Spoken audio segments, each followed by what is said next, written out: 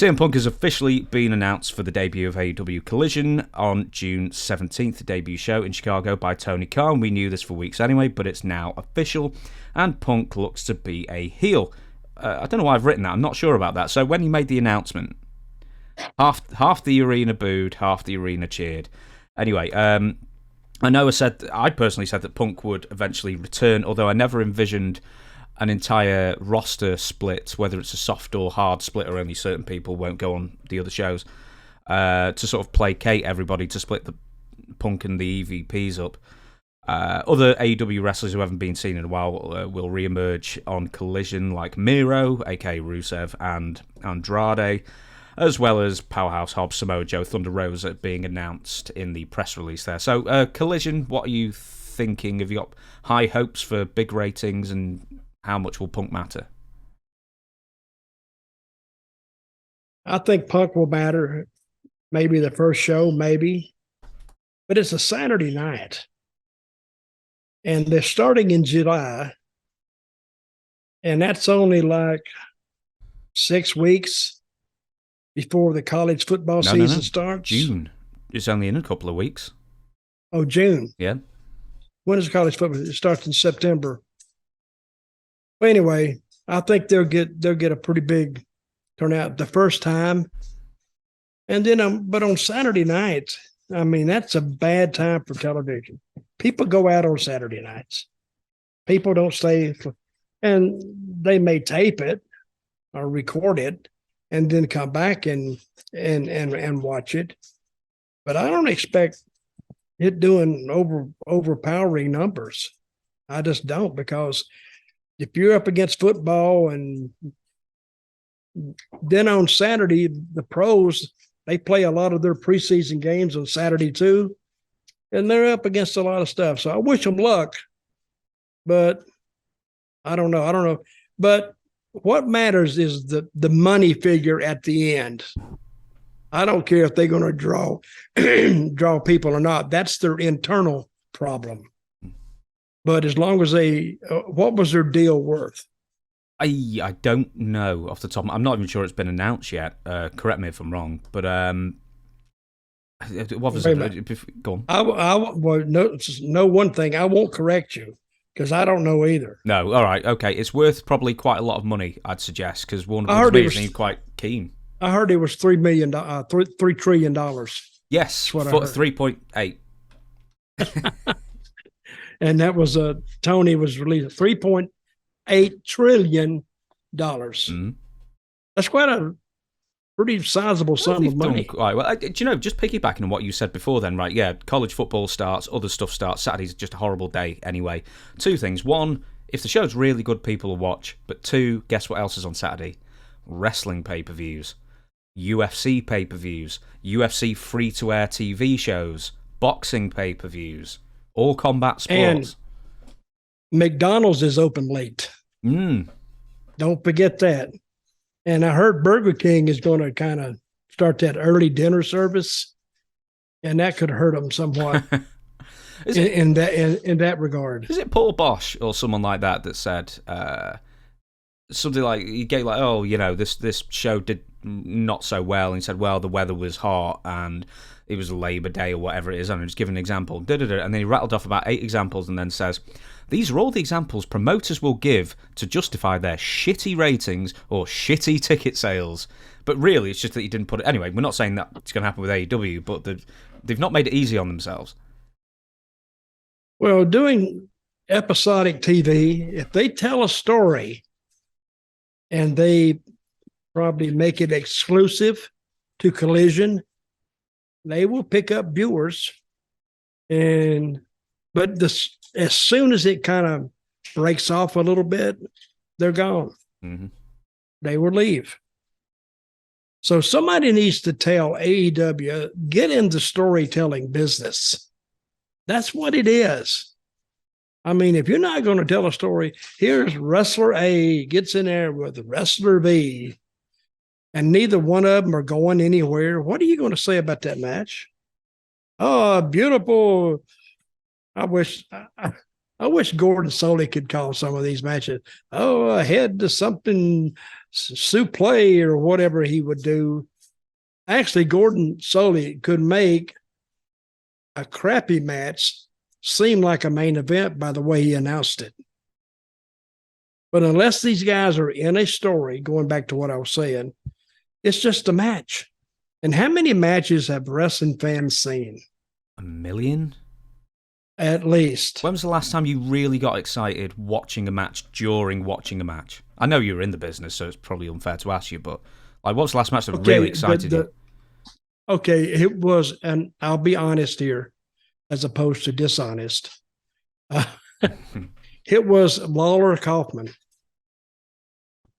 I was excited to see the match or see what they were going to do.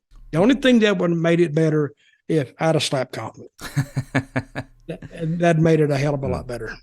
With then you would have been on the top 50 TV moments ever. Speaking of kayfabe, no wrestlers know how to keep kayfabe. Well, some do when it comes to one single backstage fight. No one's talking about this, but CM Punk was, of course, famously accosted by the EVPs after doing that, blah, blah, blah. You know what the story is. Anyway, Ace Steel was fired. He was fired for biting Kenny Omega and smashing a chair over one of the Young Bucks' heads. And he was quietly brought back some weeks ago in a remote way, back as a backstage producer, but not backstage, staying at home. And the sticking point of why Punk wasn't announced the week beforehand was because Punk had assumed that Ace Steel was going to be coming back in a physical sense to do agenting, and then that was anyway, he was taking off all the promotional material. Would you bring Ace Steel? I mean, we don't know if CM Punk's dog is going to be allowed back into the locker room either at this point. He was involved in the fight as well, but would you bring Ace Steel back? Well, if he means that much to them, this is a Tony Khan. It's his responsibility. And if he thinks that he needs to bring Ace Steel back to entice CM Punk to come back, yeah, I'd bring him back. But this is what has happened. Tony, and I've said this 100 times. This will be my 101st time of saying this. Tony Khan is a boss. He owns the company. At some point, he has to separate the professors or the owners from the employees.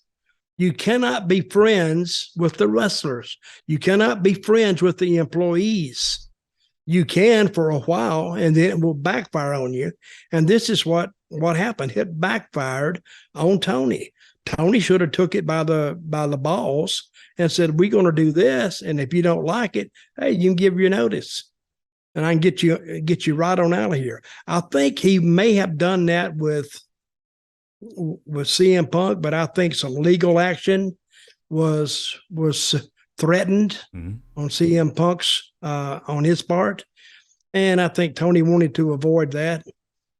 But still, he got a Saturday night slot with Collision, and if he has some help and a story, he may get this to work. I don't care what kind of you could put the Bloodline on Saturday night at that time slot. I don't think you'll break 1.5 million. Well, I'm glad you said that, actually, because I'm sort of not getting the same amount of excitement, even just in general, for Collision that Rampage got when Pink Floyd, when CM Pink Floyd debuted on Rampage. This Collision thing just doesn't seem to be having the fan interest. Maybe it's just because it's a third show and there's too much wrestling anyway. And I don't remember any fans clamoring for, God, you know what we just need? It's 2 more hours of wrestling. That'll really put us over the top. 2 more so we can kind of evaluate them and get more depressed than we already are. See, there's an old saying, you've heard it, less is more. Mm-hmm. So we didn't used to have but an hour for territories. And we do fantastic business back in those days. But also you had a far smaller roster as well. So this is like, 160 odd, like over people, wrestlers over 5 hours. I mean, you had 16 to fill 90 minutes? Yep. Every week? And it's great. And but that was to fill the territory. I mean, if you book 16 wrestlers, you book them, I don't know, 7 days a week sometimes. You know what I'm going off the top of my head here. But you hear some of these wrestlers saying, oh, man, we got to travel this and that. And we got to fly there and get off the plane. Then we got to go rent a car. And then we got to drive 25 miles to the building and then go to the hotel. And then we got to get up and go work out. And I'm thinking, what the fuck are you talking about?